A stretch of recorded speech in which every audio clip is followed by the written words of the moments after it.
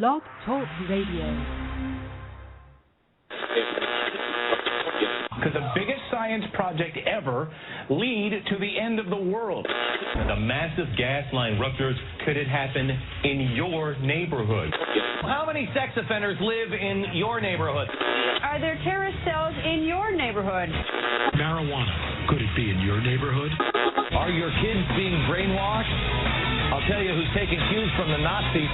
A town in California is insisting that every second grader learns about gay penguins. Social engineering of America's children. We'll have global governance run by elites. We'll have our own little China workforce right here in America. Doomsday 2000. Killer bees. Bird flu. The terror threat. The superbug. Global pandemic. Illegal aliens. Gun restrictions. Right-wing terrorism. Evangelical Christianity. Gay marriage. Death panel. The flip-flop. Indoctrination. Militias. Anarchy, chaos, and cannibalism. Gosh, we better wake up soon. Or we're gonna wake up dead.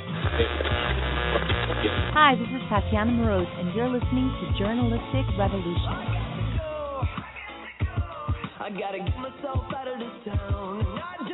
All right, welcome back to the Journalistic Revolution. This is Robert Wasman. And I'm Matthew Dalton. I'm really excited about this episode. We're going to be talking about a couple of things. We're going to have Peace News Now. We're going to do their latest episode. We're going to be discussing 3D printers. Also a FBI raid that took place in Minnesota, and not a lot of details are coming out about that. And then the online sales tax passed the Senate today. And then, of course, the one everybody's talking about, the Adam Kokesh Open Carry Rally on D.C., which will be taking place. What's that? The 3D printing gun. Oh, yes, the gun, yes. That's related, I guess.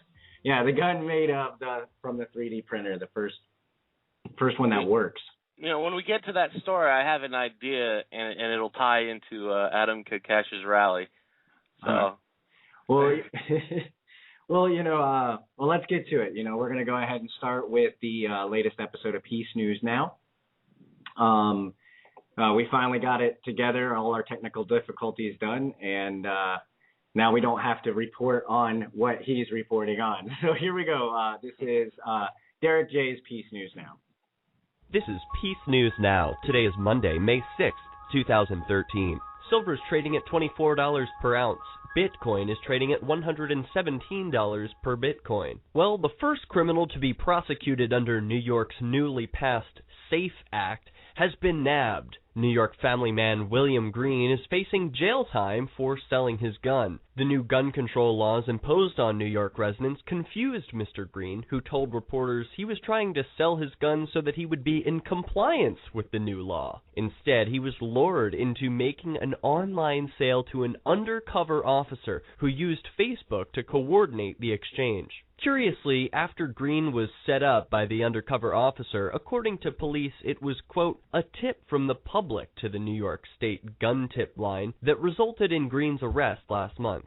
Sure, so an undercover set him up, and then a member of the public called the police on him? About 20 people came out to support Green during his arraignment. Trial is set for July 11th, where Green and his attorney will challenge the constitutionality of the act. Green made it clear in interviews that he is not out to make a political statement, but is simply a family man who wants to get on with his life. And in other news, a meeting of about 300 area residents turned out at the Oxford Rod and Gun Club in New York Thursday for an educational forum on the New York SAFE Act, presented by an assemblyman, the county sheriff, the county clerk, and a political lobbyist who were on hand to speak and answer questions. The assemblyman noted in his opening remarks that his concurrent oaths to uphold both the U.S. Constitution and the New York Constitution now conflict, and he is faced with a troubling dilemma. And in other news, a group of individuals calling themselves Oath Keepers for the oath that they swore to uphold to the U.S. Constitution will be meeting Tuesday, May 21st in Albany's Capitol Park to demand the SAFE Act be repealed. If you're in New York, RSVP now to show your support. Link to the event page in this episode's show notes.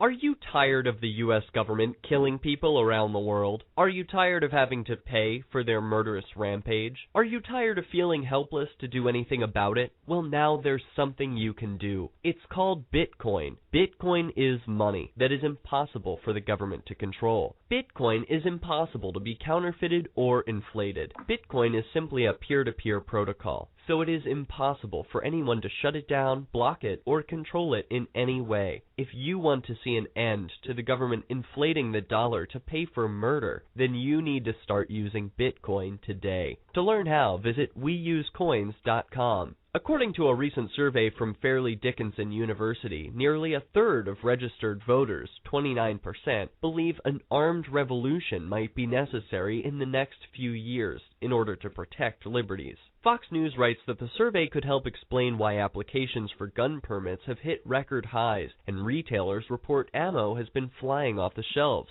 Not only are gun owners worried about new gun laws, but the polls suggest some voters think a revolution might be on the horizon. In light of this news, Peace News Now would like to remind listeners of the words of John Lennon. Quote, "When it gets down to having to use violence, then you are playing the system's game. The establishment will irritate you, pull your beard, flick your face to make you fight. Because once they've got you violent, then they know how to handle you. The only thing they don't know how to handle is nonviolence and humor." In Mexico, corrupt police have stopped providing the essential services of justice. They didn't stop crimes, they only pushed them further underground to profit from their continuation. Dissatisfied with the incompetence of government, the Mexican people are self-organizing to create their own vigilante squads. Already, self-organized groups have voluntarily trained and operated as community police to serve their neighborhoods. Since the vigilantes organized, crime has had a serious drop. The people keep their money and no longer live in fear from gangs. Some communities have even created their own justice systems to try criminals publicly before the people. Punishment includes community service, and prisoners are rewarded with a certificate of correction when their time is served. This model of self-organized policing has proven effective all over the world. This gives many hope for security in the absence of a central authority, as governments all over the world are collapsing under insurmountable debts. This has been Peace News Now, your daily update on the peaceful evolution. For links and videos, subscribe to PNN at youtube.com/peacenewsnow and watch us on the next news network. For peacenewsnow.com, I'm Derek J., reminding you that peace is the way. All right.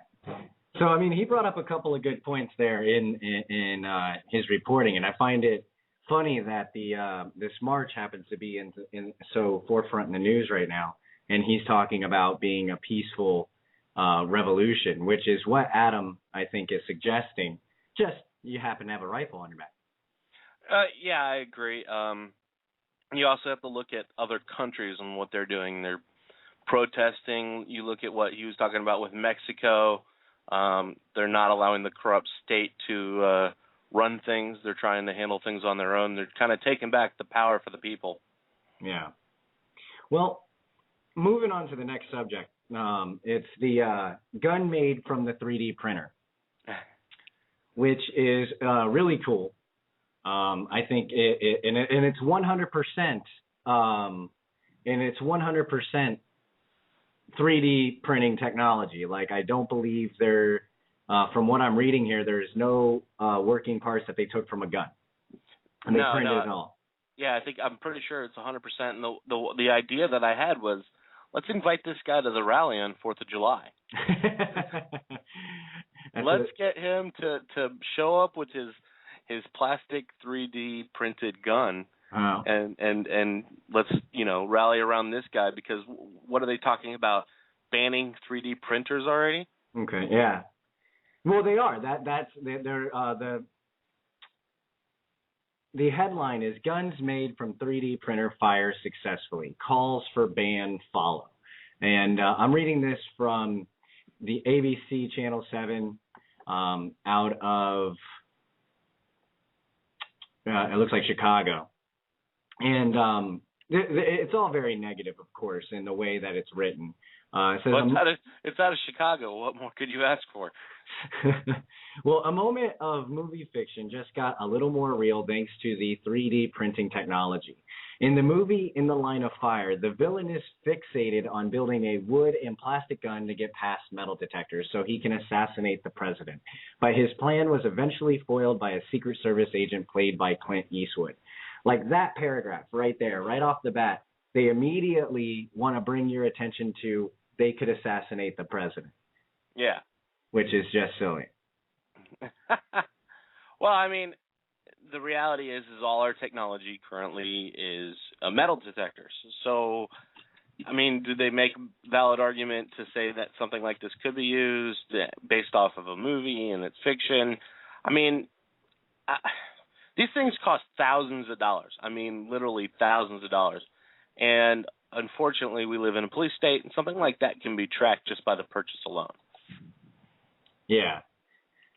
No, I see what you're saying. But I don't agree with it. I'm just saying, really, I mean, as far as banning 3D printers, lots of architects use 3D printers, lots of high-end companies who use these things for presentations. Now you're going to ban technology. Yeah. Well, not only that, I mean, now aren't they trying to build a 3D printer out of a 3D printer? So that'll make that call to ban them pretty much moot. No, Nova. Now, the guy that did this, Cody Wilson, it's a print and shoot plastic gun has been the goal of the defense distributed Cody Wilson's for more than a year. The weapon, in theory, would not set off metal detectors. And he goes, that was always the goal. Can you print a gun with a 3D printer? Can you do it? Wilson explained. Defense Distributed says that they've printed working high-capacity magazines and even a lower receiver for an AR-15 before. And Sunday, with Wilson pulling the trigger, the group posted the video of the Liberator, a working plastic gun made from an $8,000 3D printer. The Liberator's blueprints are now online for anyone to download. I like that name, the Liberator.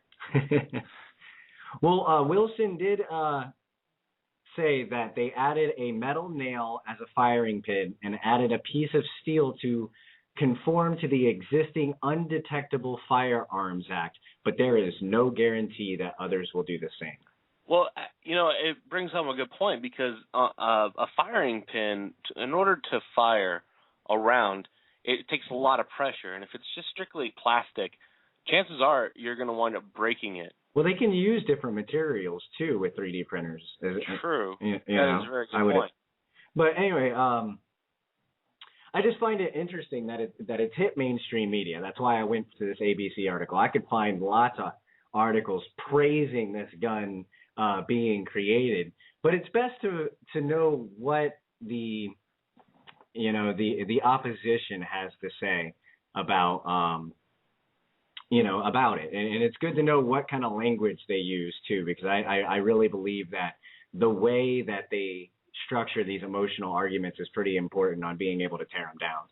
If I went right now to my toilet and pooped out a piece of turd that looked like a handgun and posted it on Facebook, there would be a congressman or a senator trying to ban it. They just can't help themselves. I'm telling you, it's just absolutely asinine that we have to continue to fight for every little thing around every little corner. Well, I mean, it's expected. I mean, honestly, at this point, I find I don't get frustrated anymore because it's like anytime they do something that violates my rights or anytime they, go crazy with these emotional, illogical arguments, I'm just like, oh yeah, that figures. Did we not see that coming? I mean, So the FBI raided a home in Minnesota, and they're saying they disrupted a planned terror attack, and the police say that the suspects had ties with the militia. This is from the Washington Post. Now, this article, is full of we're not sure, we just arrested the guy language. Yeah. It says FBI officials said Monday that they foiled a terrorism attack that was being planned in a small western Minnesota town, but they offered no details about the exact targets of the attack or the motive of the man accused of having a cache of explosives and weapons in a mobile home.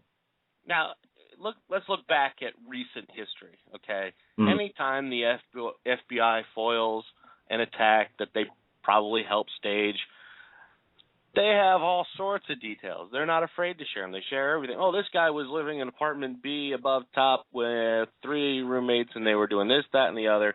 And they'll share every detail in the book. The FBI said the lives of several local residents was potentially saved, and with the arrest of Burford Rogers, 24, who made his appearance Monday in the U.S. District Court in St. Paul on one account of being a felon in possession of a firearm. Rogers of Montevideo was arrested Friday after authorities searched a mobile home he's associated with and found a Molotov cocktail, suspected pipe bombs, and firearms, according to a court affidavit. The FBI believed there was a terror attack in the planning stages, and we believe we would have been a localized terror attack, and that's why law enforcement moved quickly to execute the search warrant on Friday to arrest Mr. Rogers. They arrested Mr. Rogers. FBI spokesman Kyle Lovin said Monday. Sorry, I'm back, folks. Family duties. It's fine. And so the FBI, so all of that language there that I just read was believed, suspected, not sure, but the guy had Molotov cocktails, which any regular Joe can make. I don't think terrorist mastermind when I see Molotov cocktails. Suspected pipe bombs? What's a suspected pipe bomb? Yeah, I have to agree with that terminology. I mean, it either is or it isn't. Yeah, I mean, you're pretty. I mean, aren't you supposed to be sure? Gunpowder, pipe bomb, fuse. I mean, like. Anyway, and firearms. Which, okay, the guy was a felon. He had some firearms. I disagree with the felon thing unless it's violent crime, and even then, I don't really agree with that. It's just one of those happy mediums I could deal with. But he said the investigation is ongoing and agents are looking at the case as one of domestic terrorism. So they say that they can't give out any details. They can't talk about it. They can't tell you what his motive was, what his target was, what he was planning. But we're supposed to believe that he was a terrorist. What if he's just a crazy person? Whatever happened to being just crazy? There's no such thing anymore in a post 9/11 world. Just crazy? There's no just crazy? No, I disagree. Obviously, it was being sarcastic, but yeah. Oh wow, he was AK-47 assault, a Romanian AKM assault rifle. What does that have to do with anything? For one, it's not even an assault rifle. It's just a rifle. So let's use the correct terminology. And he lives in a trailer park. Well, no, I'm not saying somebody who lives in a trailer park can't be a terrorist. I mean, why not, right? I mean, we're supposed to believe that they're in caves, and cave is the equivalent of trailer park in Afghanistan, right? And so, fair enough. But I'm not saying that, but it just seems silly that they wouldn't give out any information. And why announce it at all then? Why not just black bag them, take them out, done? Hey, look, we're keeping you safe. We stopped this terror plot we can't tell you anything about. It just doesn't sit well with me. Yeah, but especially if you look right after Boston, they were just posting pictures of these guys. Oh yeah, we got video this, video that. These guys put down a book bag, et cetera, et cetera. They had all sorts of details for this citywide manhunt, and all of a sudden this guy's got all this stuff, but no supporting evidence to show the public. Yeah. All right. Sorry.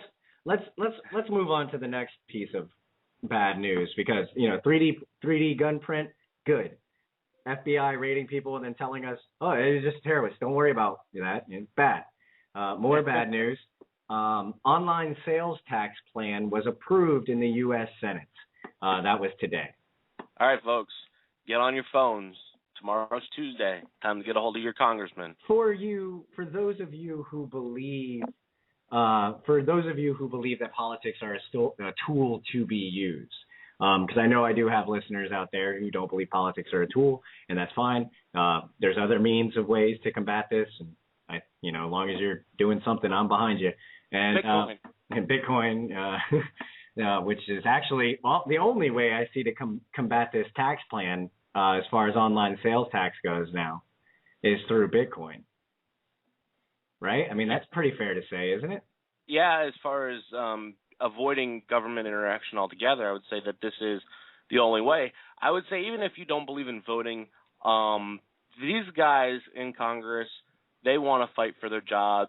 If they believe you're a voter, if they believe that you will vote against them, calling them, if the more emails, the more calls, the more likely they're going to vote against something. As much as I hate to, say it, regardless of whether you believe in voting or not. That's your philosophy. You're allowed to have it. Yeah, these guys still want a do, job. I don't think it's going to do much if the corporate interests that would love to see this online tax plan go through, and don't think that they don't. Because, no, I agree with you 100%. And I, who I feel sorry for the most in this, and honestly, I think it would behoove us, if this does pass, to send a message to all those small business owners out there. Bitcoin. Ooh. If you want to spread the message of Bitcoin, anybody that's a small business running a business on the internet through either eBay or Amazon or their own personal website, spread the message of Bitcoin. There's Litecoin. There's other different alternative currencies to get involved with. Agorism, silver, gold, whatever. Just get them away from fiat dollars. Absolutely. Yeah, and okay, so what is the there's a software provision in this thing apparently. It's David French, spokesman of the National Retail Federation, said that as internet sales have grown, it's putting pressure on the brick and mortar competitors, and it's putting pressure on state and local sales tax revenues. It's time for Congress to create a level playing field so that all retailers are treated fairly. It's about fairness. Yeah, well, it's in the title, don't you know? Just like the Patriot Act. Okay, you're a patriot when you support these things, and now you believe in fairness because you support this. Under the proposed legislation, sales tax, which differ in percentage from state to state, would be sent to the states where the purchaser lives. States would have to provide free computer software to help online firms calculate sales tax. So, wait a minute. So the states are going to have to provide free computer softwares? Isn't that going to, in a sense, cost money? Yeah. To do that? Oh, so you think it's probably pushing the bill? Whoever is going to be providing that software. Most likely. I mean, if you look, if you really dig deep, and Ron Paul, you say it all the time, follow the money. Whoever's pushing this is probably going to benefit the most from it. Yeah, it's silly. Well, anyway, so but internet retailers who oppose the bill say it does not do enough to protect small online-only firms. They say the onus of different tax laws would still rest with online firms, including small businesses. Complying and living under the tax laws of 50 states is a major undertaking because the process of complying with tax law goes far beyond just filling out the right form, says Brian Berian, eBay's senior director. You have to deal with the fact that all these government agencies can audit you and can question you and can actually take you into court and sue you if they think you are doing something wrong. So make sure you have calculators. Let me interject. Let me ask you a question, really. Mm-hmm. I know you're against it, both philosophically, politically. I mean, you're totally against it. Absolutely. Now, if they were to come out and say, this is going to be a flat tax for all 50 states regardless to make the system easier for the small business. Only applying to the internet? Only applying to the internet. I'd still oppose it. I know you'd still oppose it. Obviously, I'd still oppose it. Well, no, I get what you're saying. I understand what you're trying to tell me. You're trying to say if there's a flat tax and it was fair all the way across the board, would I support it setting my philosophy aside? Yes. No, because it's a new tax. It's a tax Fair enough. that did not exist, and now it's going to exist. There's no way. I mean, philosophically, I don't support taxation at all, but or at least forced taxation. All right, well, let me ask it a different way. If we knew without a shadow of a doubt that this was going to pass no matter what, there's nothing we can do to stop it, no calls to your congressman whatsoever, but making it flat would help out the small business. Would you at least support the flat then? No, I'd move to Bitcoin. Good job. I like that. Yeah, well, I mean. But that's what we really need to do is I really think we need to approach these small businesses. Anybody that you know out there that runs a small business, any small business that you come across just in your everyday online shopping, contact the owner. Tell them about Bitcoin, Litecoin, et cetera, agorism. Get them off of the fiat tax dollars and get them involved. And I mean, they don't even have to buy Bitcoin in order to accept it. So all they need to do is open up a wallet, put a link on their website, and boom, people can buy what they need for, because the way they can fraction Bitcoin. So spread the news, especially if this passes, folks. In fact, I think regardless of whether this passes or not, more people need to be involved with Bitcoin. So this just gives us an excuse to push it even farther. Yeah, that's right. Well, we're going to take a break real quick, and when we come back, we are going to be focusing the rest of the show on the armed march on Washington. That was beautiful, man. We need to record that. Thanks. But I'm really excited about it. But first, I just want to take a moment and promote a Liberty group that I really, really like, and then we'll play a quick song, and we'll be right back. Do you have a group or organization founded on the principles of personal liberty, health freedom, or accountable government? We invite you to check out Same Side Entertainment. Same Side is a source for activists and liberty organizations to connect with well-known leaders in today's growing movement for sustainable living, personal liberty, and sovereignty issues. Same Side has a variety of keynote speakers, debate panels, interactive web presentations, musicians, and liberty-based entertainment, as well as services for web design, graphic design, video, and photography. Same Side can help customize your event by connecting you to the best of the liberty and political world while staying within your budget. Get connected with leaders in the liberty movement like Tom Woods, Kevin Gutzman, Jack Hunter, Robert Scott Bell, Bob Murphy, Michael Scheuer, John Bush, Jordan Page, Tatiana Moroz, and many more.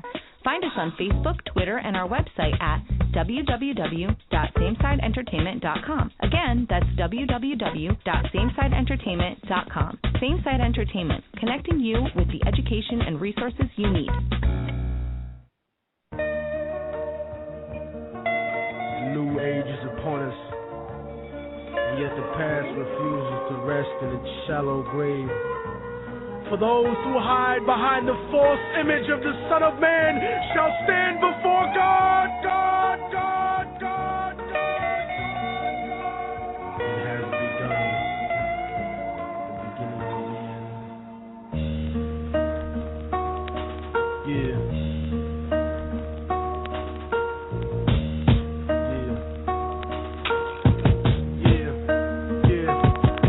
Voice of racism, preaching the gospel is devilish. A fake church called the Prophet Muhammad a terrorist. Forgetting God is not religion, but a spiritual bond. And Jesus is the most quoted prophet in the Quran. They bombed innocent people, trying to murder Saddam. When you gave them those chemical weapons to go to war with Iran, this is the information that they hold back from Peter Jennings. Condoleezza Rice, it's just a new age Sally Hemings. I break it down with critical language and spiritual anguish. The Judas I hang with, the guilt of betraying Christ, who murdered him, stole his religion, and painted him white. Translated in psychologically tainted philosophy, conservative political right-wing ideology, glued together sloppily the blasphemy of a nation. Got my back to the wall, cause I'm facing assassination. Guantanamo Bay, federal incarceration. How could this be? The land of the free, home of the brave, indigenous Holocaust, and the home of the slaves. Corporate America, dancing offbeat to the rhythm. You really think this country never sponsored terrorism? Human rights violations, we continue the saga. El Salvador and the Contras in Nicaragua. And on top of that, you still want to take me to prison just because I won't trade humanity for patriotism. It's like MK Ultra controlling your brain, suggestive thinking, causing your perspective to change. They want to rearrange the whole point of view of the ghetto.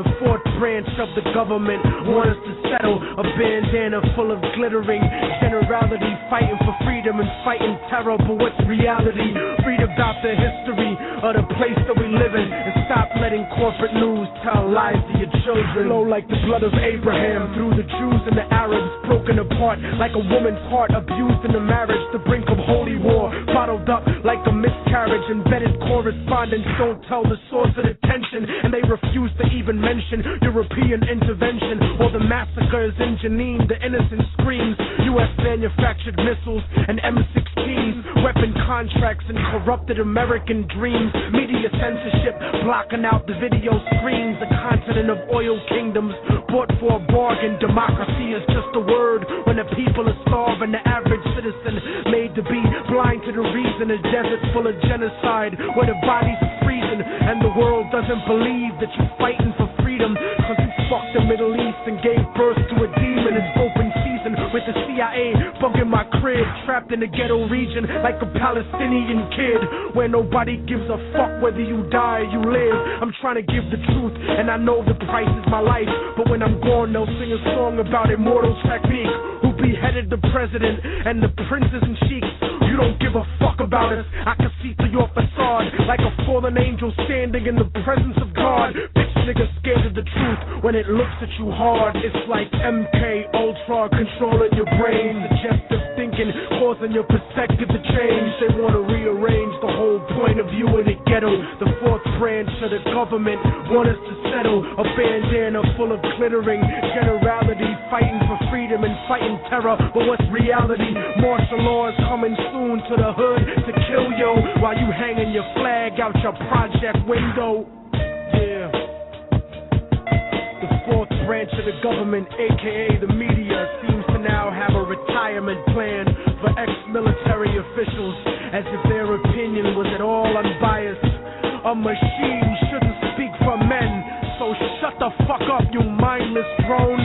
And you know it's serious when these same media outfits are spending millions of dollars on a PR campaign to try to convince you they're fair and balanced, when they're some of the most ignorant and racist people giving that type of mentality a safe haven. We act like we share in the spoils of war that they do. We die in wars. We don't get the contracts to make money off them afterwards.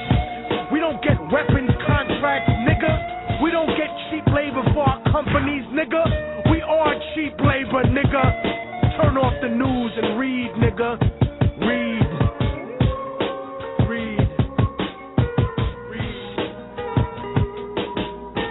And I love Immortal Technique. Hey, I don't think you can go wrong with that song. The fourth branch of the government. Exactly who we're fighting against. Yeah. He really doesn't hold back. I may not agree with every statement in his songs, but he really doesn't hold back when he raps. Yeah, and the one thing I like about him is he's independent. He's not owned by anybody. Yeah, that's awesome. True anarchist. So, now we're talking about the armed march on Washington, D.C. All right. Now, during that song, I just went to Christopher Cantwell's Facebook page, and I opened up every single thing that he posted where another news outlet was covering it. And so far, I'm up to 1, 2, 3, 4, 5, 6, 7, 8. That's not including one other one that I saw that was negative that I saw earlier. That's not including Alex Jones, and I believe that includes everybody that I've seen. I can't think of anybody else, but it's getting a lot of steam. It's getting a lot of pull from a lot of different supporters. And I love reading the negative articles. It's really fun for me because even though they're being negative, I mean, that is so much attention, and it really deserves it. And Adam even though me and him haven't always seen eye to eye in his philosophies, and my philosophies have changed a lot too. Things that I didn't agree with him on, I now agree with him with, and things I used to agree with him on, I now disagree with him with. But that's neither here nor there. The man always at least stands by his philosophy, and if he changes it, he has an explanation why. But for those who don't know who Adam Kokesh is, real quick, I just want to play real quick a sample of Adam Kokesh. It was the first speech I ever heard from him, and he was saying this years ago. Okay, this was, I believe, in like 2007, 2008, and it shows how he's still marching to that same philosophy now. So this is Adam. It has been said that when in the course of human events, an oppression so revolts its subjects that it becomes necessary to alter or abolish the means of that tyranny. Is it that time when our Bill of Rights is defiled every day? When our adventures abroad threaten our security at home? When the Federal Reserve keeps our free nation enslaved by debt? When the people of the world tremble under the thumb of corporate imperialism? And now, our nation is drifting dangerously from freedom to fascism. So I have to ask, is it time? Is it time? It's funny is it's like he's answering his own question a few years later. I agree. I absolutely agree with you. I think that's he's answering his own question. It is time. And he's not saying it's time for a violent revolt. At least I don't think he is, because, I mean, everything I've read that he's put out personally in all his interviews, he says that this is going to be peaceful, that even if they are met with resistance, they will, in his exact words, submit to the physical demands of the Washington, D.C. police force. Well, I honestly think it's because he would never wish harm on those that are out there in support for what he stands for. I think that he's not cowing down to the state like some people would accuse him of, which I haven't heard anybody accuse him of. But just to kind of dig deep into that psyche is he doesn't want to put anybody in actual harm's way. He just wants to drive home a statement to the state that you may think that you have control, but reality is we the people are the ones who are supposed to control you. And I think it's an important message because I think it's gotten away, especially in the last 10 to 12, 13, 14 years. So, I mean, it's like that snowball. It starts off as a little round ball and it just gets increasingly bigger and faster and faster and faster. And for years and years and years, I'd say for the last 100 plus years, it was just very slow. And then over the last 14 years, it's just steadily getting faster and bigger. And the machine's getting bigger. And I think that's basically where Adam's getting to that threshold where he doesn't feel like he should just sit idly by and just run a few small protests here and there and do his radio show. I think almost kind of like a general rising. Yeah. Well, we have Trip from NWO Fighter and Liberty Movement Radio calling in. And I've been really wanting to hear his opinion on this. So let's take a call from him real quick. Here we go. Trip, you there?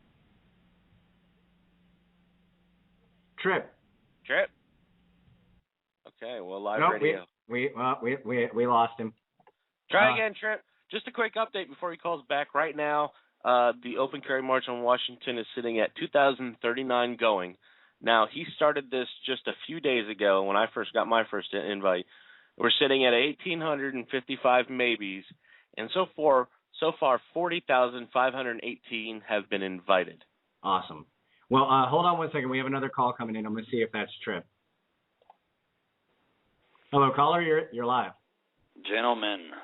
Trip. Calling in from the landline. Awesome. So what's your? I've been really wanting to ask you this ever since that it's been catching so much steam. What's your opinion on the DC March?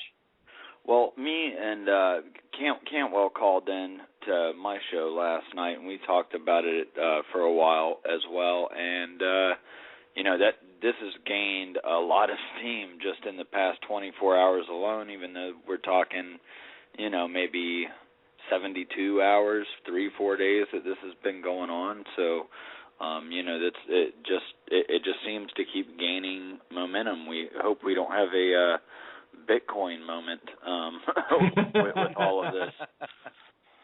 No, absolutely. Well, let me ask you this: do you have any concerns? Because I've been reading both sides of the argument on this, and and the trolls are out in force on the actual event page. But do you have, as a liberty-minded person, do you have any concerns? I have concerns. I am somewhat reserved about this. That doesn't stop me from deeming it a great idea and something that I would feel, whether it's something like this or something similar that doesn't have to do with guns. I believe the time is now to start these bold actions, whatever they might be, these bold demonstrations, if you will, whether it has to do with, being armed or not, Yeah, I'm right there with you on that one, Trip. I really am. I'm scared to death of it. You never know what's going to happen at something like this, but the reality is something like this it's that out in the forefront. It brings us back into the talk again amongst, it actually kind of pushes back the bickering. You know what I find interesting? Yeah. Is that the announcement, he announced it 3 days ago, right, with the Facebook event page. And it comes right on the heels of Obama telling everyone not to believe in the stories of tyrannical government. Yeah. Well, where was that? University of Ohio or something today? Yeah. Or did I fall? As my dad would call it, the Ohio State University. Well, I think that's interesting because now this is a test. I really like what Alex has been saying, is that this is a test of... Adam. Huh? You mean Adam? Yeah. That's right. Oh. Well, he was on the Alex show.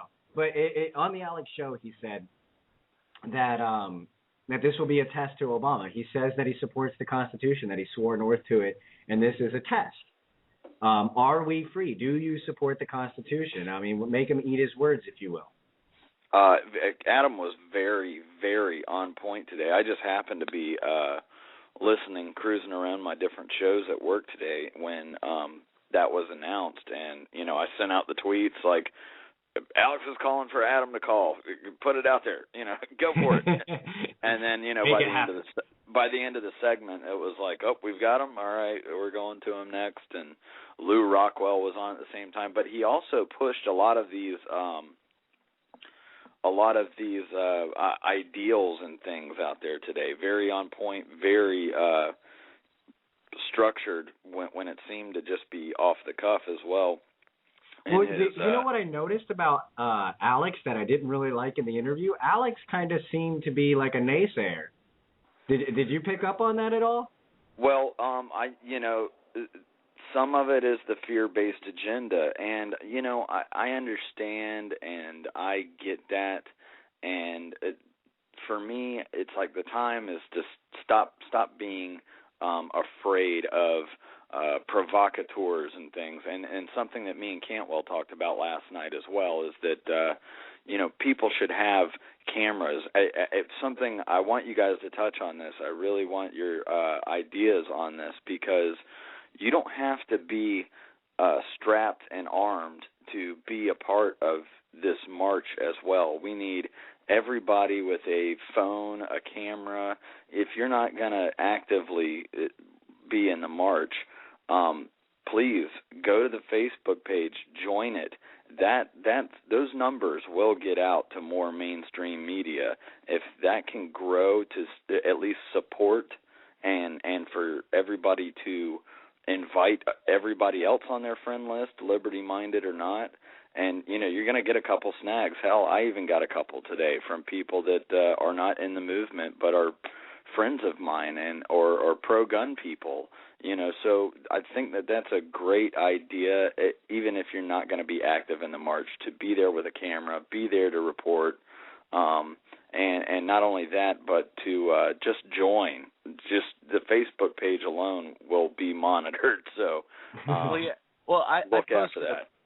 I posted something earlier, and this girl shared her fears with me about the possibility of Adam and Alex both being shills, and this just their way to round people up, et cetera, et cetera. And my response to her was, actually, Robert said this, and I just typed it because it was brilliant. I couldn't avoid it. And just then show up with the camera. Be there. Film it. Make sure that nothing like that can happen without the truth getting out. Oh, I'm actively looking for rides up there now. Like, I want to go so bad with my camera, and because I have a prediction of what's going to happen. This is, just the way I feel. This is going to happen. The march is going to happen. I think we're going to hit the numbers. I think people are going to show up with their rifles. I think Adam is going to do a good job getting everyone to voluntarily work together on this. And I think that the march is going to start, and we're going to meet a line of cops at the bridge, wherever the border is. And, we're going to ask to cross through. They're going to deny us. And then we're going to say, will you physically stop us if we try? And they're going to say yes. And then we're going to turn around and announce to the world that free men are not allowed in D.C. That's my prediction. And I want to be there to record that. And if it goes horribly wrong, I want to be there to record that too, because they'll skew it. Right. There's a certain amount of danger that's involved with any of this stuff. I mean, Occupy, there's a certain amount of danger. We all saw that from Luke Rudowski's stuff. There's a certain amount of danger there. There's a certain amount of danger, or I don't suggest that anybody be fearful. Move past fear, because if we don't stand up now, things are getting to be like bizarro land on a daily basis now. Like, me and you guys follow the news just the same as I do. You see a new article. There's at least one article a day that makes you go, what the hell is going on out there? Like, is this real? Like, and we see just that read day one. after day. The FBI raid in Minnesota where they're raiding him. They're telling us he's a terrorist, but don't give us any information about him whatsoever. And it's ridiculous, and I just hope that everybody can move past fear. Like, that's no way to live life. And go ahead. It's funny you mentioned fear, because actually, and I hate to parallel this to a movie, but I believe it was Iron Man 3. I took my son to see Iron Man 3, and I heard it was absolutely excellent. I don't want to get away from what we're talking about, but it was actually excellent. Go see it. But somebody said, and I can't remember the whole quote, but the very end of the quote, fear is a choice. Yeah, it's from Oblivion. It's from the Oblivion trailer. Oh, yeah, it was Oblivion. Maybe it was Oblivion. But either way, I watched that movie just last Sunday, too, with the ILS group. So, yeah. No, fear is a choice. And actually, you know what? I'm going to have to one-up you on that. I don't think that's from Oblivion. That's from the After Earth with Will Smith and his son. Oh, you are. You did just one. Way to go. But fear is a choice. We're talking about a march with guns on D.C. That doesn't matter. Fear is still a choice. It is a true statement, just regardless of where it came from, regardless if it's Hollywood and nothing's happening to the actors. Fear is a choice. If you choose to be fearful, if you choose to allow that to drive you from something that could be great, could make a huge statement that would reverberate across this nation and wake people up. This is gaining so much steam, and I'm so proud of Adam for doing it.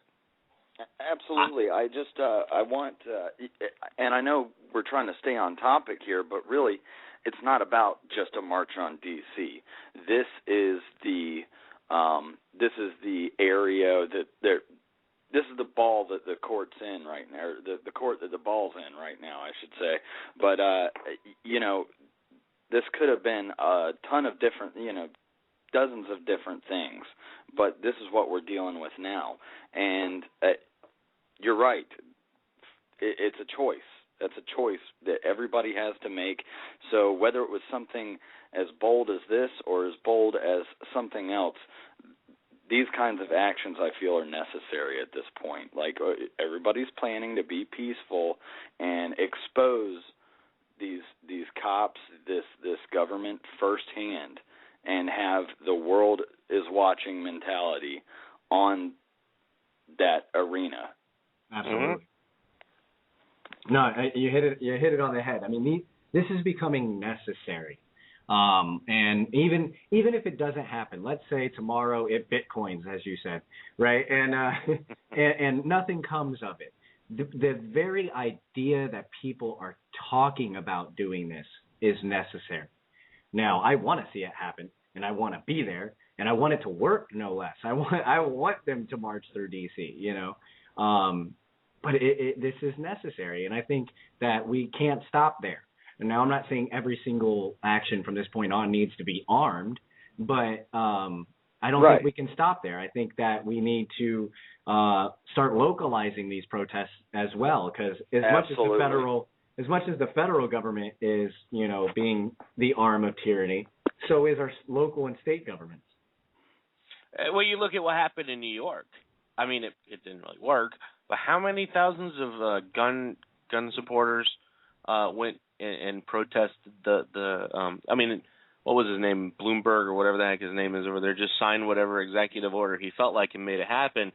But the people came out in force, and that made news. Now, I think you're right. This could spawn something smaller in every state, but I think what's giving this much more coverage and much more clout is the fact of who Adam is leading it, because you've seen what he's led before. He led the Veterans March on D.C.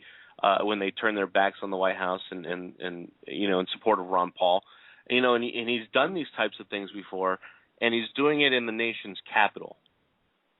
And I think that's what's gaining him so much support. Well, yeah, you brought up a good point. I want to play this other clip of Adam from the same speech that I think that will kind of solidify where he stands and what and where and how people should take his platform. To rally the troops of the Revolutionary Army in the winter of 1776, Thomas Paine said, "These are the times that try men's souls.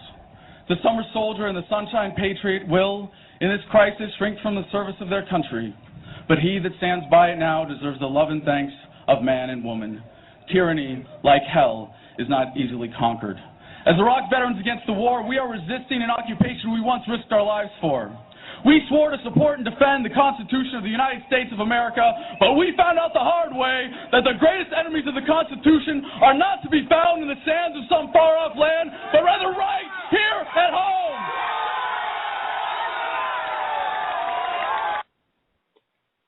You know, how the man has been to these wars that everybody says they support their troops for. This man came back and fought for Ron Paul and the message of liberty, and then even ran for Congress himself, has organized or at least helped organize a plethora of rallies and marches. I really think if someone can pull this off, it's Adam Kokesh. Well, and here's the other thing as well, and I've talked with Antonio Beeler about this as well, but, you know, West Point graduate, Army Ranger.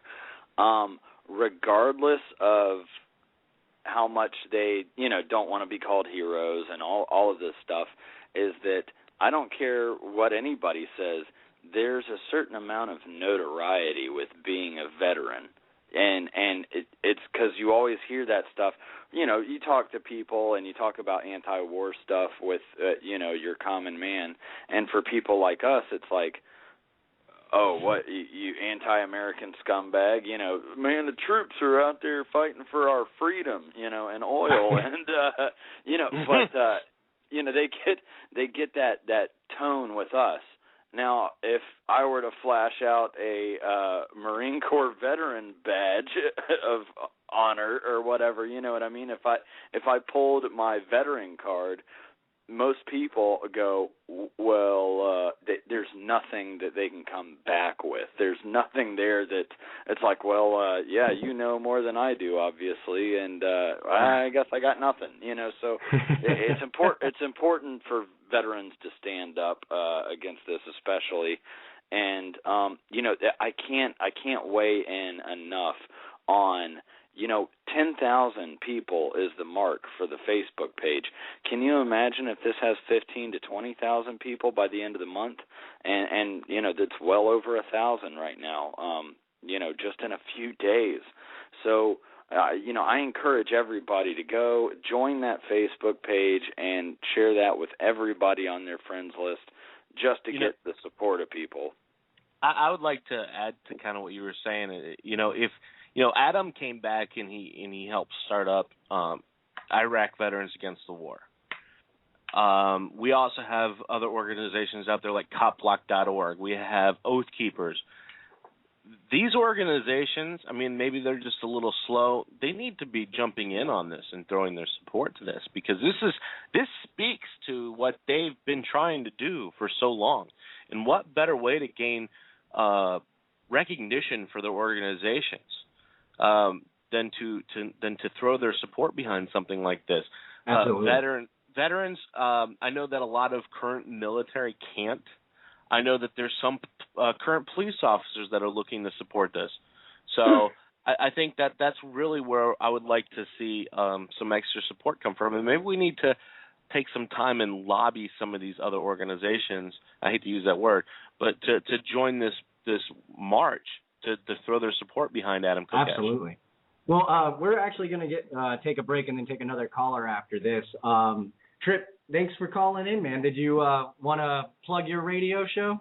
Yeah, LibertyMovementRadio.com. It's the NWO Fighter Show. I'm on Sunday and Wednesday nights 9 to 11. Weekly, we have Robert stop by and drop us these tidbits of news. And I really appreciate the time, guys. Miss our chats, so we'll talk soon. Absolutely, man. All right, and this next song we're going to play is Police State by Rebel Inc. while we take a break real quick. And then don't worry, caller, we'll get to you next.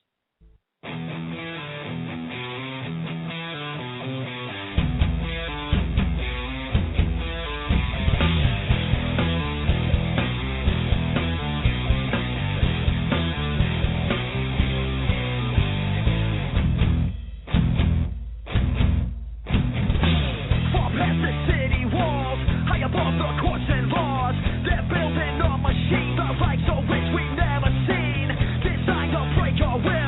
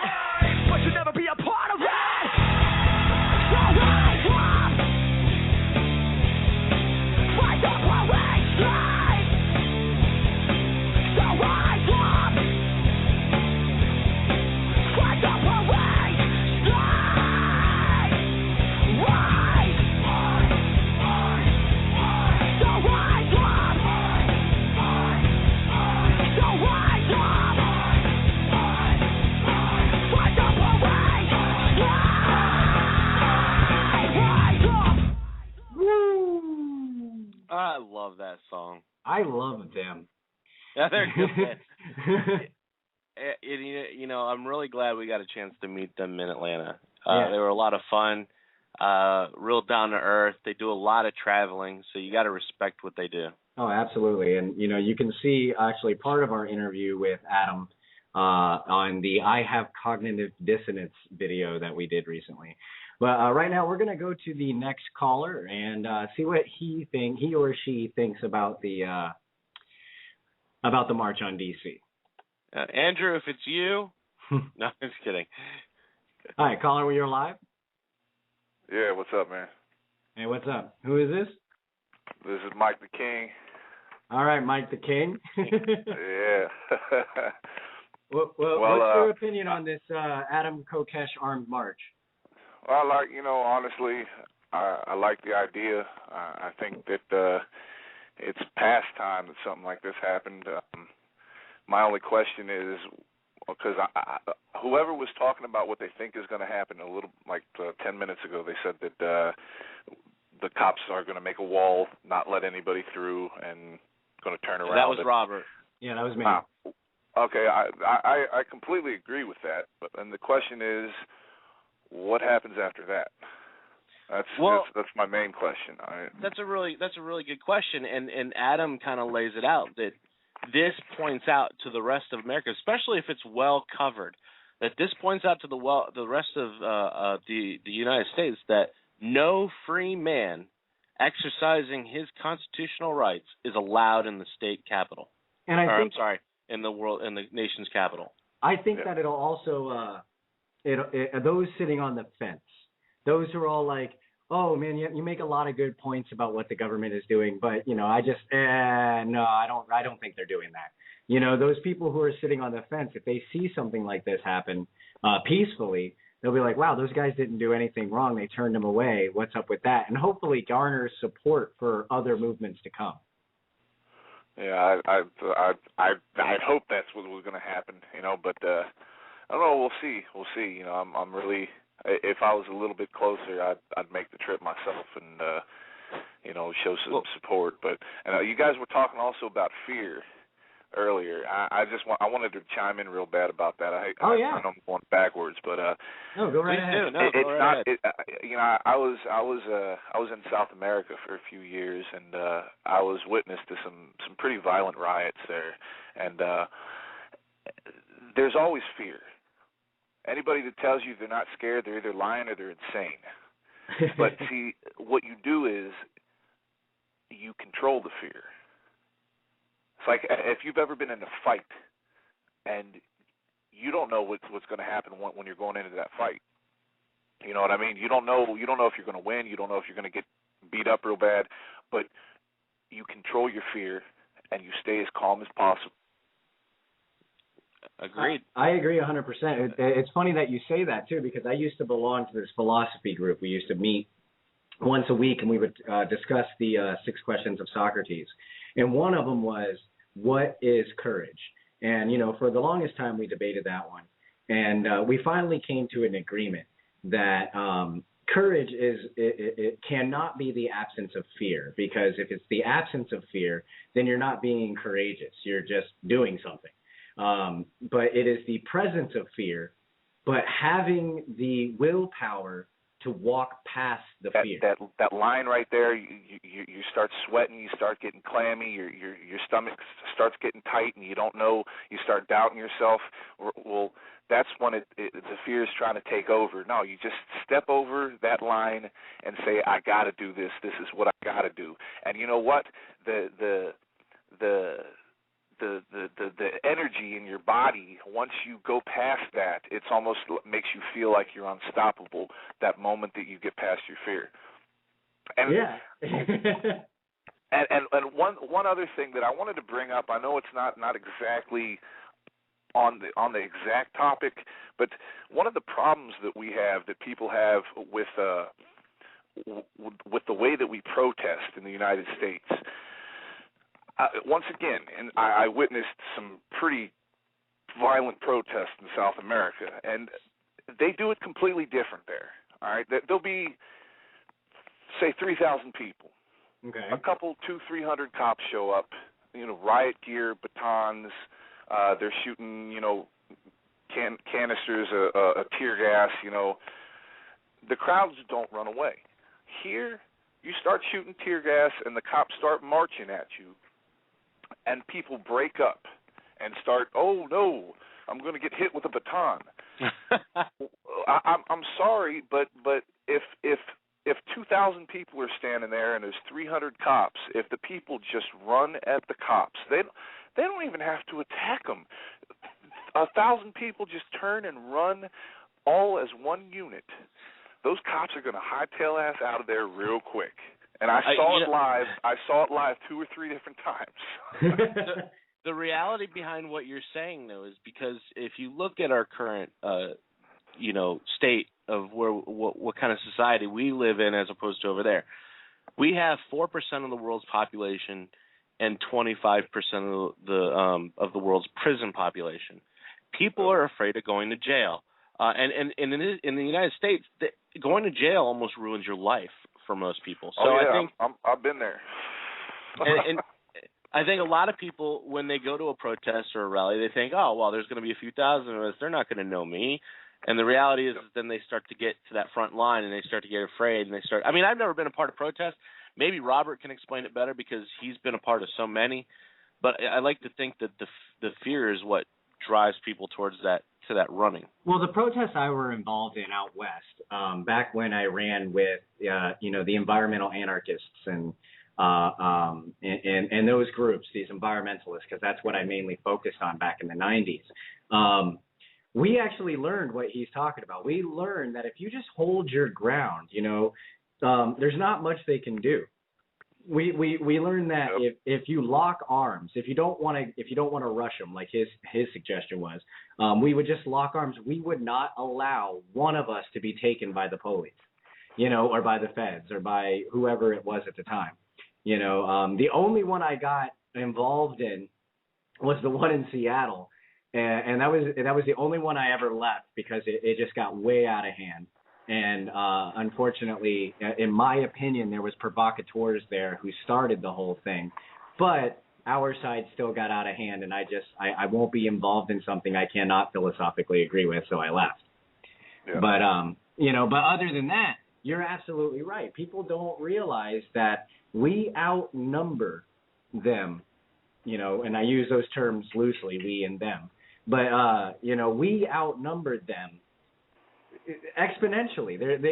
You could take all the army, all the military, all the police, and set them in a group in front of the rest of everyone else, and they're going to be a fraction of the population. Yeah, but rubber bullets hurt. Yeah. Well, they'll make you bleed. If they hit you in the right place, they can kill you. But see, once again, usually. Like if you watch the Occupy protests and some of the ones that got violent. I mean, the police pretty much were doing the violent stuff. The people just kind of standing around. Well, as soon as the rubber bullets start flying and the canisters start getting shot, I mean, you don't even have to rush them with an intent to hurt them. You just move forward. Move forward and instead of backwards. Exactly, and stick together, just like he was saying. Even he said, hook the arms. Even if you don't hook your arms, if you stay in your ground and don't move, they're not going to open fire on you. And if they do, there's going to be all over the news. I mean, I know people don't like the idea of being a martyr and biting the bullet, but. The likelihood of them opening fire in a protest where nobody's shooting at them isn't very high, and I mean, rubber bullets hurt, tear gas. I mean, that stuff is. I hate it. But when I was in Venezuela for a while, and I saw this one protest. It was a high school kids against the police. There was about a couple hundred. It was a small protest. It was a couple hundred high school kids, and there was about, say, 50 police. And the police right away started shooting tear gas just to get them to break up. And all the high school students took their shirts off, wrapped them around their heads, picked up rocks, and ran at the cops. And, man, those cops turned around and hightailed it out of there, and they were gone. They were gone. What, from high school kids? Well, they were high school kids. That's what I'm saying. It wasn't even grown men. It was, little kids.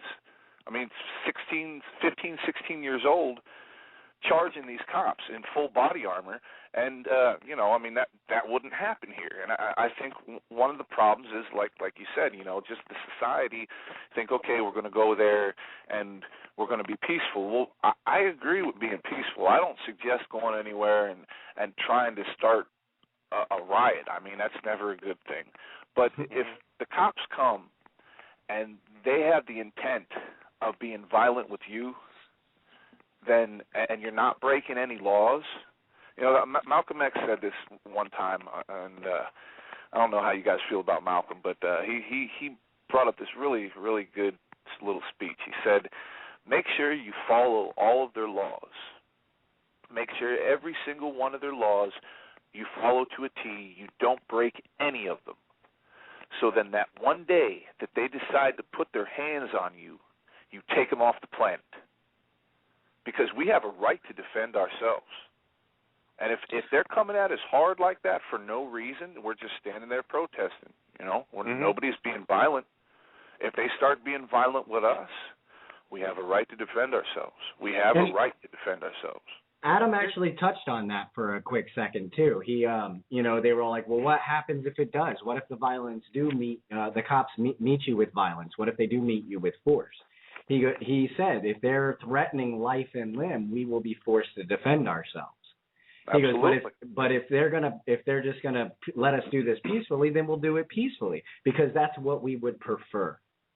Oh, yeah. I would. Honestly, I hope what happens. I hope that they let them pass, and the police actually say, hey, we're not going to stop these guys because they're right. I hope that. I know it's not going to happen, but I really hope so.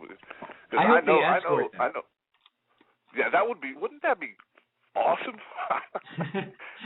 That would be great. I mean, I know. I personally know. I really don't like the cops around where I live. There's a lot of corruption, but I know a few of them that live around in the neighborhood. And, neighborhood people you talk to and, whatever. So, I talked to a couple guys, and both of the guys I talked to, they like this idea. And they're sheriff officers, and it's like there are police out there who support the idea. I don't think any of the active duty police are going to join up, maybe some retired guys or something, because people from Oath Keepers and such. Yeah. But I mean, there's guys that are in there now that maybe they won't join Adam, but they do support the idea. So you never know how high up that goes. Maybe fingers crossed.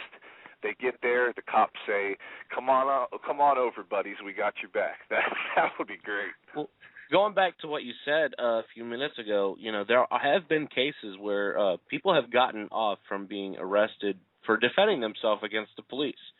When police enter their home without acknowledging their presence or what they're there for, that they have a warrant, and people have fired upon the police, and the courts have deemed them innocent. So there is there is a precedence there that we have the ability to defend ourselves even against an aggressor in a costume. In a uniform. So you have a very, very good point. Well, let me ask you this.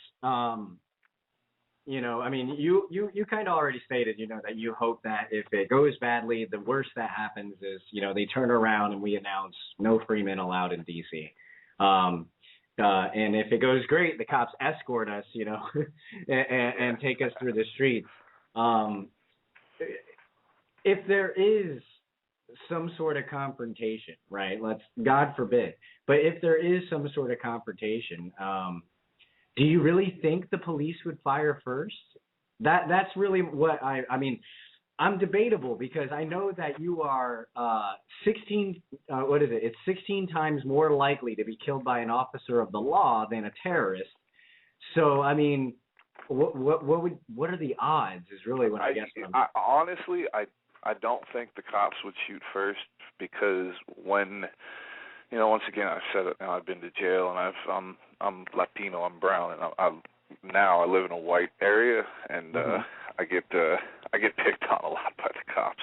But usually when they do their dirt, it's not with a big massive crowd. I mean, sometimes they do. Sometimes there is a chance, but the likelihood of it happening, what I think might happen, which I hope not, is that there's going to be somebody in the crowd who discharges a weapon up in the air that's going to be placed by somebody, a plant is going to be there, discharge a weapon, and hope that there's some firing going on. And then they're going to say, oh, the terrorists, they're all terrorists, and I think that's the worst thing that could happen. Alex Jones actually brought that up with Adam, and I kind of put a little bit of thought behind that. The way Adam describes this is everybody's going to be walking in formation with the rifle slung. I honestly believe if there was a provocateur that the moment he deslings his weapon and attempts to do something like that, he'll have 5-10 guys jumping on top of him. I honestly believe that. I mean, unless just nobody else is paying attention, I honestly think that if the goal, like Adam Kokesh said, is to keep everybody in formation, marching together with their weapons slung, it leaves very little room for someone to be able to do something to that extreme. But, I could be wrong. That's a good point. No, that's a good point. I wasn't even thinking about the rifles being over the shoulders, like you said, yeah. Yeah, and what I really hope, too, is that even if someone is able to get their shoulders off and all the peace-loving people who are there aren't able to stop him, there's going to be so many pictures and cameras and cell phone videos that, I mean, we would be able to identify who it was, I think, very, very quickly before even the officers.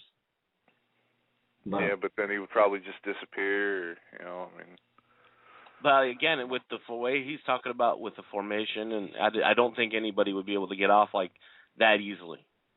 Well, unless they made a citizen's arrest or something, but right.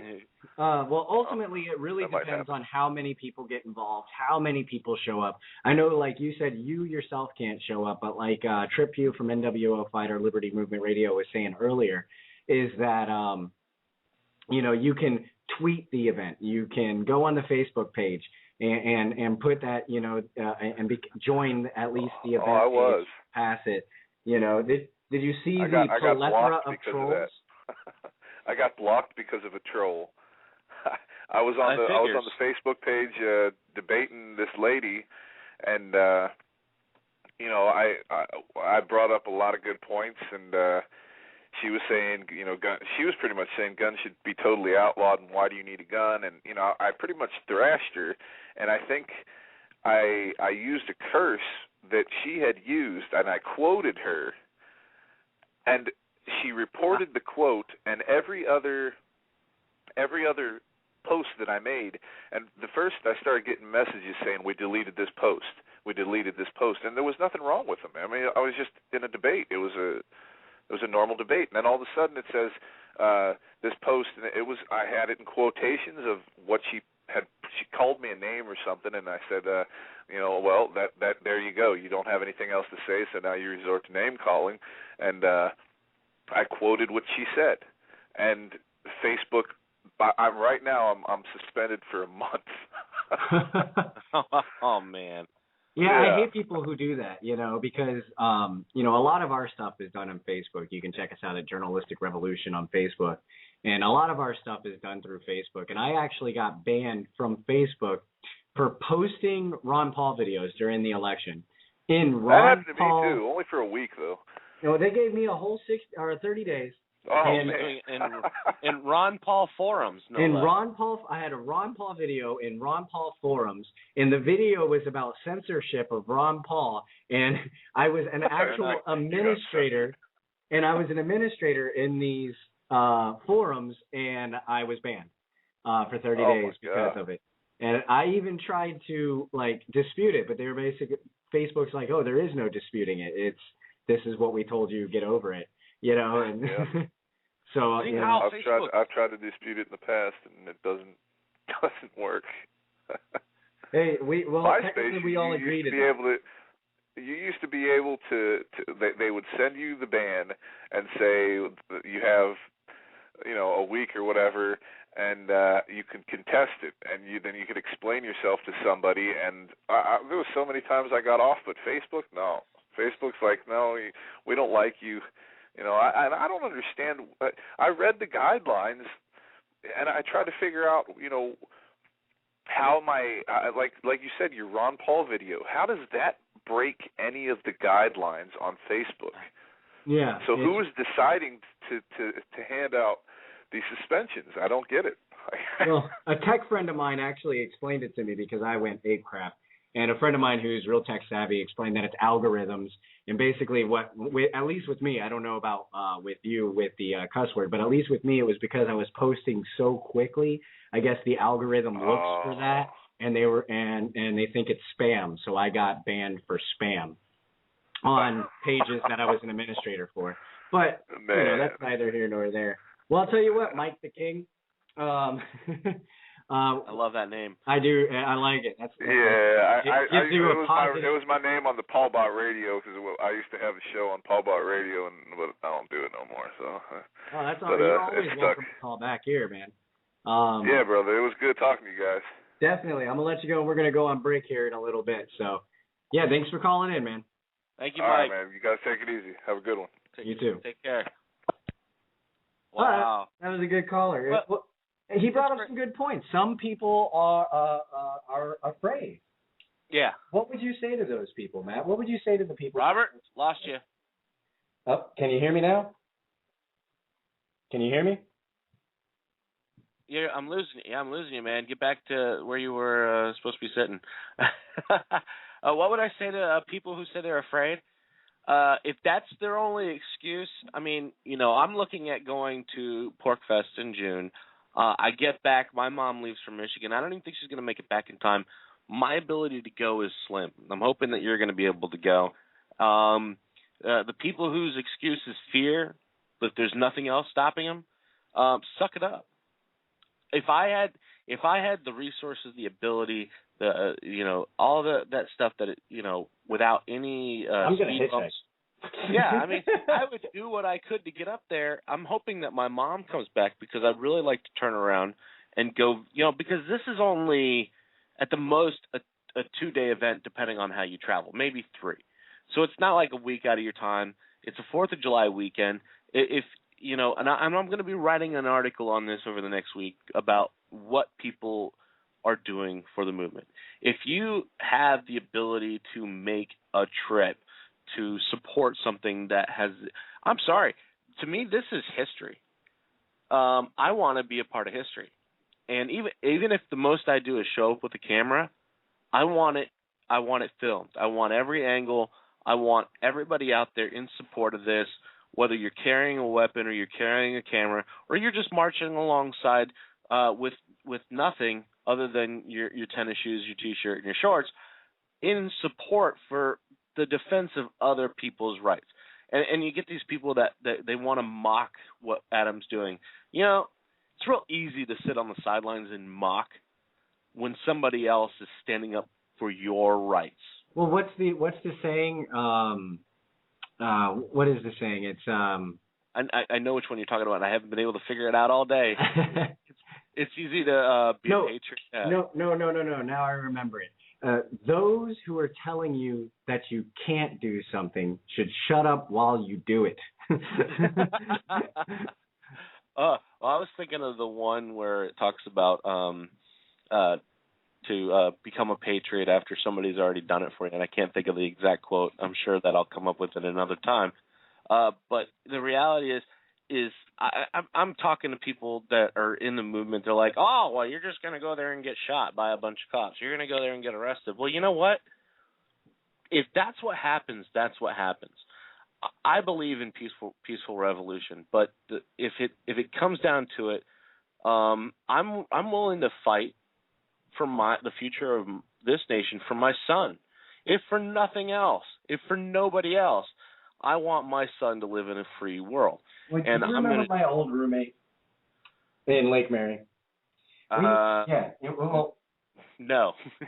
Well, anyway, my old roommate in Lake Mary, right, once asked me, well, what if they come for you? What if everything you say is true? What if all of that is going to pass?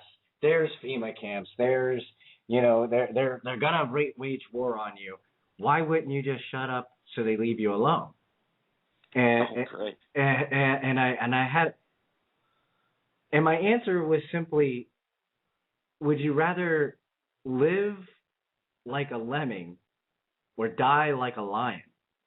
Because really that's what this comes down to. Are we just going to go quietly into the night? Are we just going to submit to everything they say, and all we're going to do is keep complaining about it on Facebook and keep, starting movements and groups and petitions, or are we going to show them beyond a shadow of a doubt that I'm a human being, God damn it, and my life has value?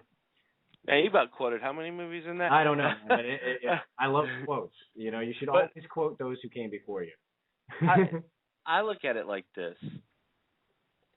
If it was another country doing this to us, people would be out in the streets with their weapons, their AR-15s, whatever you want to call it, assault rifles, going to battle side by side, defending the rights and freedoms of each other against an outside aggressor. Well, I'm sorry. And as many people want to call me paranoid or delusional, you know what? I do the necessary research to know the truth and to know what's going on. Or at least have a decent opinion on it. Yeah, and I'm going to stand up and fight against any aggressor, defend the Constitution against enemies both foreign and domestic. All right. Well, on that note, I'm sorry, I'm going to cut you off. Right.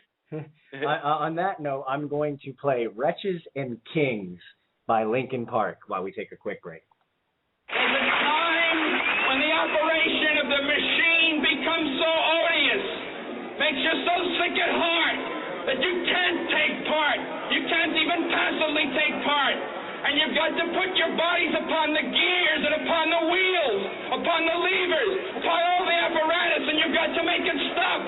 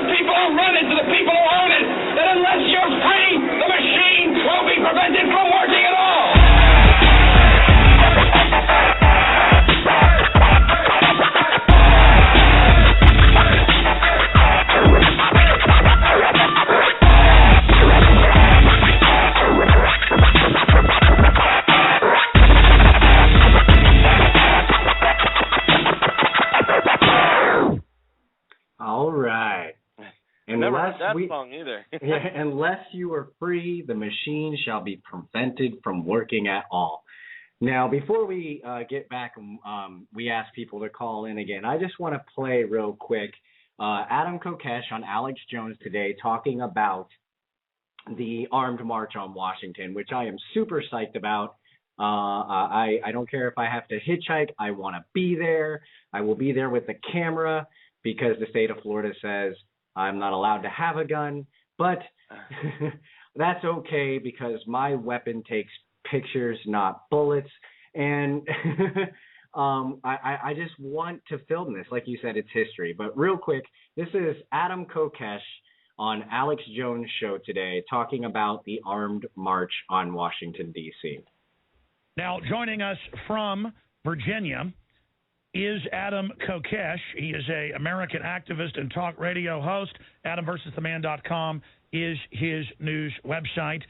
And I saw up on DrudgeReport.com about an hour ago, and we'll punch that up on screen, the headline, radio host who lead armed march on D.C.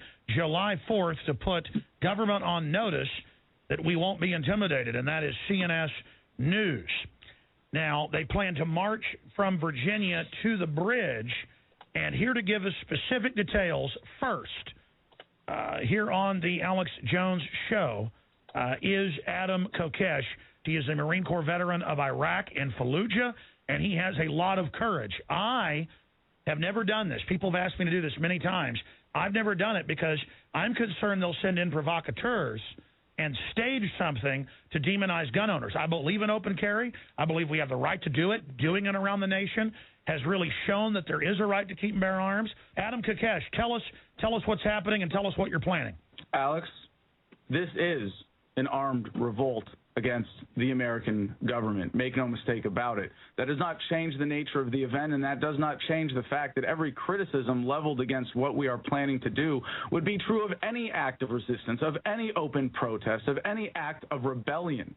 And to say, well, there are potential negative consequences as an excuse to cower before government does not strike me as something that would be said by someone who cares about risking what they hold dear to achieve what we hold most dear, and that is the liberty that is supposed to be a core value of this nation. And it's really disgusting to see that there are those who would use the exact same tactics that they are saying are potentials in order to derail this effort. That, oh, somebody might say something bad about this, so we're going to say something bad about it now. And I heard the criticism from the esteemed Mr. Rockwell suggesting that we have a peaceful event. We are having a peaceful event. And what we're going to be doing is gathering at the National Cemetery on Independence Day in the morning and mustering into a formation. We hope to make sure that this is done in the safest and most visible and obvious way possible. And if I have to personally inspect every single individual carrying in that formation to ensure that that's what it is, that's what's going to happen. We will only invite individuals, at least who are not law enforcement officers, to be there with only a rifle or a shotgun slung across their back where their hands are not anywhere near it, and it can be made completely clear that they are coming in peace while asserting their right to be armed. We are going to march across the bridge, the Memorial Bridge, into the District of Columbia, where open carry is not permitted, march down Independence Avenue, around the Capitol, around the Supreme Court, and then up Pennsylvania Avenue, around the White House, back down to Constitution Avenue, and back peacefully to Virginia. What I'm going to be doing is coordinating with law enforcement. My recommendation to them is they give us an escort, and they allow us to conduct our march peacefully in an orderly manner and make it clear why we are there. However, should they decide to say that we will not be welcome in the District of Criminals, Mortar on the Potomac, we will make it clear to the country and to the world that free people are not welcome in the capital of what is supposed to be the freest nation on earth, which we know to not be true now for many, many years, and yet so many Americans seem to labor under this illusion. And just recently, speaking in Mexico, incidentally, President Obama said, I think many of you know that in America, our Constitution guarantees our individual right to bear arms. And as President, I swore an oath to uphold that right, and I always will. Well, we're going to find out on Independence Day 2013 whether President Obama and the law enforcement officers that enforce his will in the District of Columbia are oath keepers or oath breakers, and whether they're actually going to stand up for the Constitution and the Second Amendment to which they swore an oath. Should there be any meeting of physical resistance, I have declared that, at least for myself, and I will ask everybody who is attending as a free individual to follow the same principles, that if we are going to be confronted physically, we are not going to physically challenge anyone. We are not going to cause any harm. We are going to conduct a peaceful event. And should we be confronted by law enforcement, even to the point of meeting physical resistance, if they do not create an immediate threat to life and limb, we will submit to the physical will of the government as it represents what it does today, and hope that we can reach out to those behind it. We can reach out to those who think that they should be able to affect the actions of others through the coercion of government rather than the persuasion that we as libertarians hold superior. And we are going to find out where this country stands come this Independence Day. There it is. I couldn't put it any more eloquently than Adam Kokesh just did. I was actually hoping he'd get wind of our show and call in, but no such luck. No, that would have been amazing. Yeah, it would have been we had the opportunity to hang out with Adam Kokesh down in Tampa during the Republican National Convention and the RNC, and Paul Fest. Yeah, and Paul Fest, and he's a great guy. He's very laid back, very personable, very humble, very eloquent, and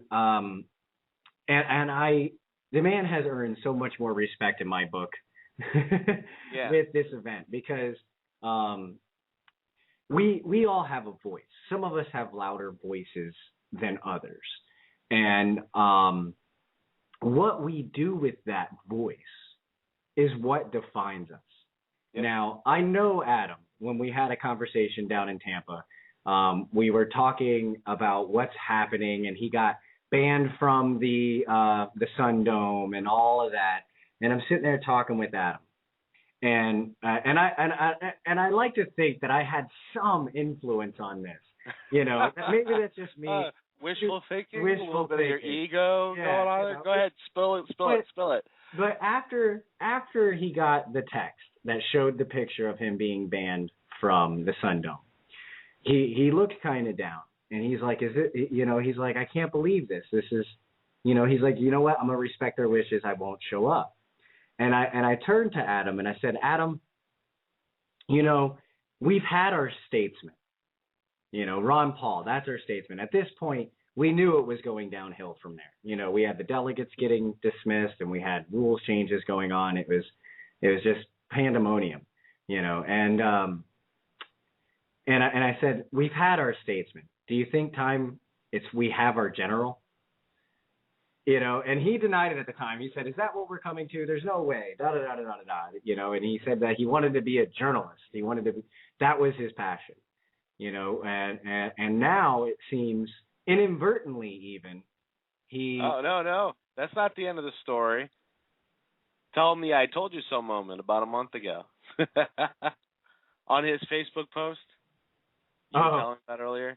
Yeah, he was saying that sometime, you know, some show of force would be necessary on his Facebook page. He posted a comment, and I was all like, "See, I told you we needed a general." But,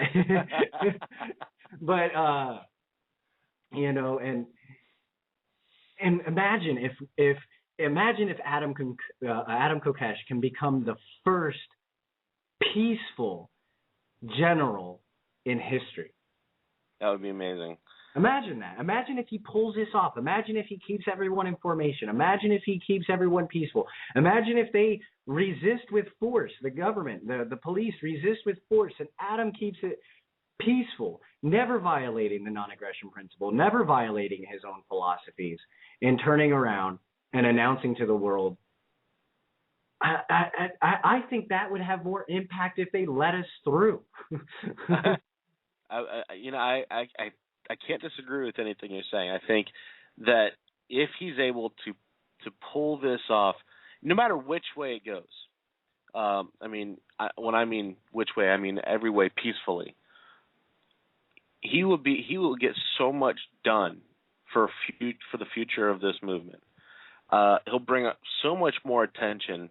And I think we lost a lot of attention after the election, after Ron Paul got swindled, I guess you could say, out of the RNC. After, all of that happened, I think this will bring back, and I already see it kind of happening. I see people kind of coming back together in support of this. There's a few dissenters. I believe most of those are liberal trolls. But for the most part, I see a lot of people coming back together going, wow, this was amazing. And I look forward to working beyond this and hoping for success and praying for success and going on beyond this and finding out other ways to peacefully protest to make large government irrelevant. Well, I doubt there's anybody listening that has an opposing view to Adam Kokesh's armed march. But if there is, please call in. I'd like to hear it. Prove us wrong. Well, not only to prove me wrong, I want to hear the dissenting voices. Yeah. What is your concern? Why do you think this is a bad idea? I mean, what logic do you use to do that? I would love to hear that. And if you agree, call in too. That'd be fine. But I just want to read real quick one of the dissenting arguments that I found online. There is something that people, and this is from DCClothesline.com. There is something that people are missing in the mix of these planned armed marches. Though they are being described as peaceful, it will not take much for them to turn otherwise. I see it as a suicide mission. There is no open carry in Washington, D.C. With that in mind, only two things can happen: arrests or bloodshed.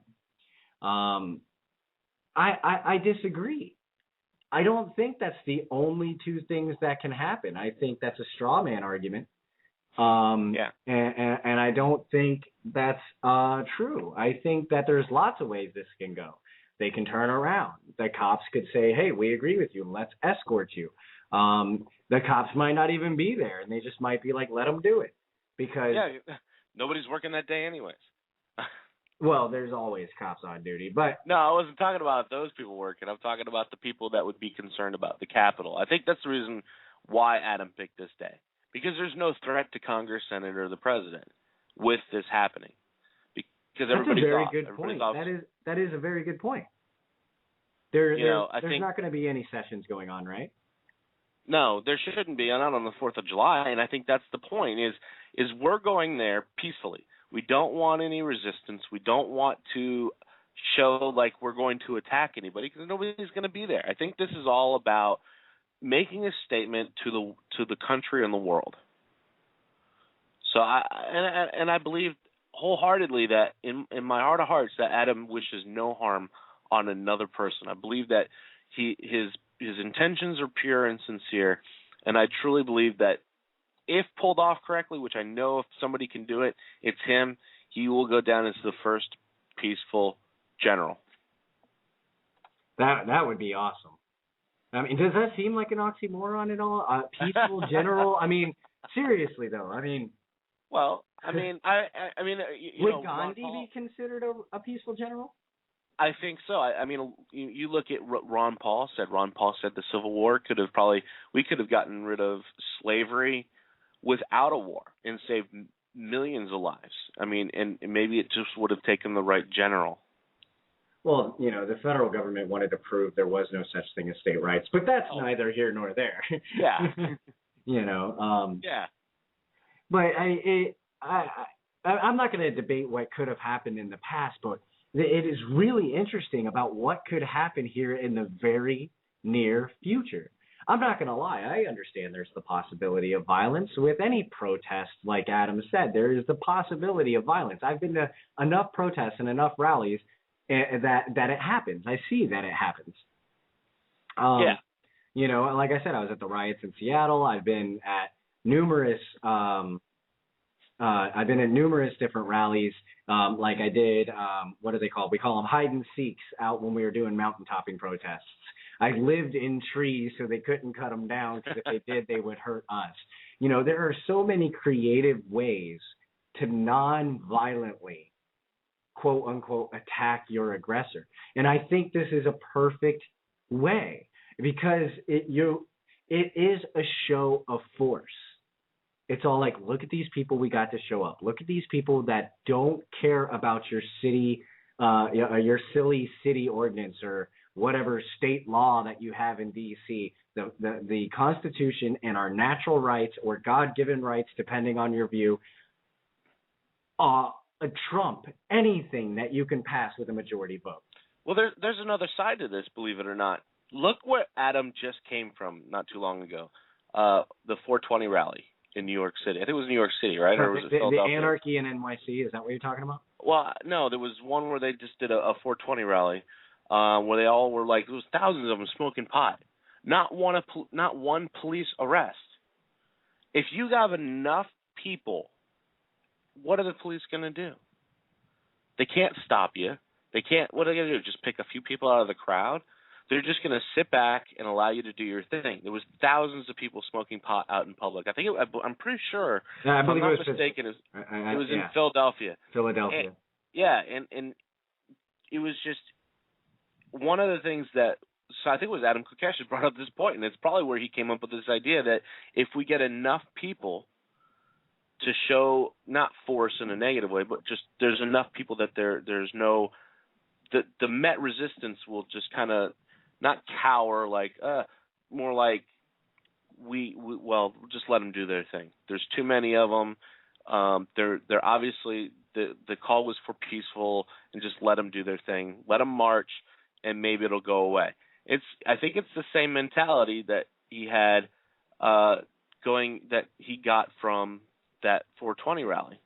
So maybe this is what sparked it. Maybe it was, for lack of a better term, a little pun intended, the 420 rally sparked his inspiration for this march on Washington with guns. Was if you get enough people, because if you even look at his invite, if they don't get enough people to do it, they're not going to march.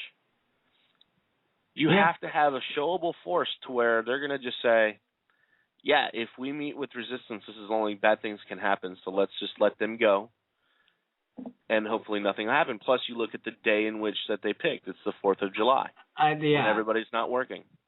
And I don't know. It just seems like, this guy says there's only two ways they can go down, blood or arrests. But what if they don't cross the border? If that guy knows the future, give me the lottery ticket numbers. That's all I'm going to say. Yeah. What's the logical fallacy on that one? You said it was a straw man, didn't you? No. Yeah, it kind of is a straw man because they're bringing up 2 points that can be easily argued against: arresting the whole protest being arrested, or the whole protest dying in a horrible bloodbath. So it is a straw man, because how are you going to say, oh well, we don't care if it's going to end in arrest or bloodbath? It's just stupid. But and also you guys we're doing a series on logical fallacies on our YouTube channel. The first one will be posted most likely tomorrow. So that one's going to be on the straw man argument? Yeah, that one will be on the straw man argument, how to avoid it and how to combat it when people use it in debate. Because no offense to my brothers and sisters in the fight for freedom and liberty, your arguments are not always logical. And I think that if you want to be effective in your education of the masses, or the waking up of the sheeple, as you so eloquently put it, you're going to have to change your argument. You're going to have to learn the rules of the debate. And you really just got to use a little common sense when arguing against people. I don't want to float my own co-host, blow smoke up his ass, so to speak. But I've watched Robert, and Robert is the master of debate, which sounds funny. But I'm the master debater. That is correct. I have watched him. I will call on him when I'm stuck. I have watched him go down and it's funny. My two favorite people to watch are you and Adam. Just verbally tear apart, and I don't mean in a negative way, but just using logic, reason, and a proper argument, verbally tear down people's arguments to where they either have to walk away with their cognitive dissonance in hand, or they turn around and agree with you. It's like, well, you're right, but, or, Well, you're right. Wow. Thank you for changing my viewpoint. That's about all I've ever seen come out of most people's keyboards or their mouth when going up against you. And I think that's the reason why we kind of put these videos together, and we're going to do a whole series of these, hopefully to help people form their argument better, to hopefully to win more people over to our side. Ultimately, armed gun march or not, this is an ideological war. Right. This is the old choice that humans have had to make over and over again: slavery or freedom, free will or control, and we're going to have to make that decision again. Yep. You know, so we're actually wrapping it up here. Matt, I want you to go ahead and plug all the people that we plug. Remember, guys, this is not about us here at the Journalistic Revolution. There are a plethora of other journalists in other areas to get your information and other shows that you can listen to, and Matt's going to list those right now.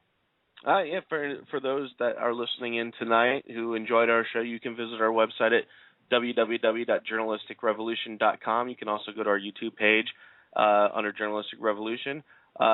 Please check out Liberty Movement Radio, where our friends Trip NWO Fighter Show, Trip Hugh, and We Are Not Cattle, Jake Counts, and there are a few other ones. We're hoping Caleb and Ben Farmer come back. The Houston Freethinkers, Derek Bros, he does a lot of great activism out on the streets. Derek J. Freeman with Peace News Now. Cerebral Industrial Complex, Josh Wiley, we met him in Atlanta. Great guy, great show. We Are Change, Luke Rudowski, world renowned. The guy's gaining steam. He's really smart, and he's really great at what he does. And not afraid.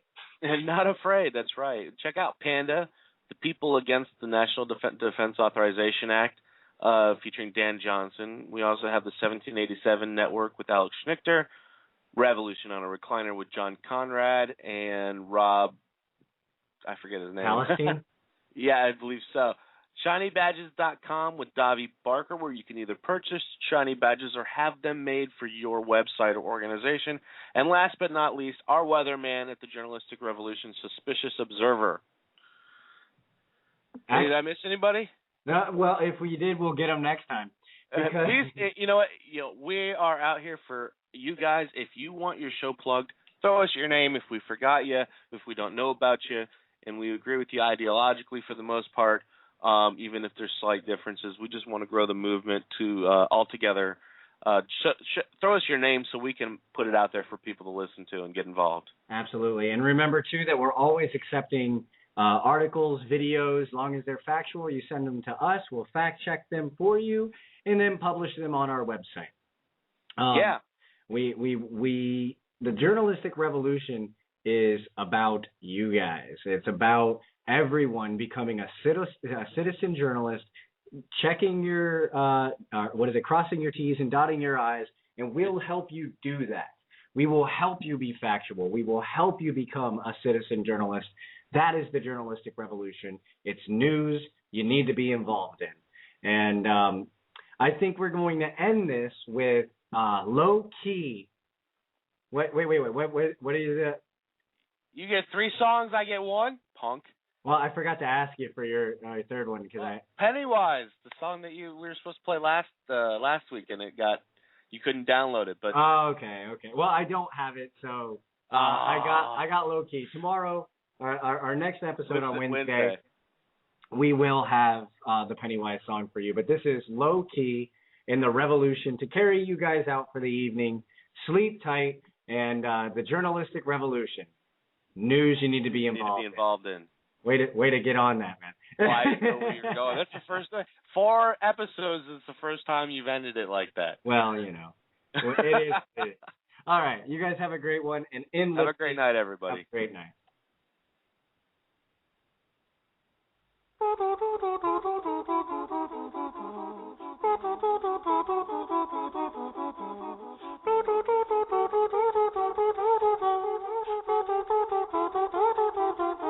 Little man never did exams, got a particular bigger plan, flipping grams when a bigger man in his gang gave him a stick to bang, or maybe just hocus. No one thought he would kill a man till he caught a silly bitty villain chilling in the jam, sipping sham, spliff in his hand, triggers in the jam, bang bang biddy bang, now he's in the camp. What a pity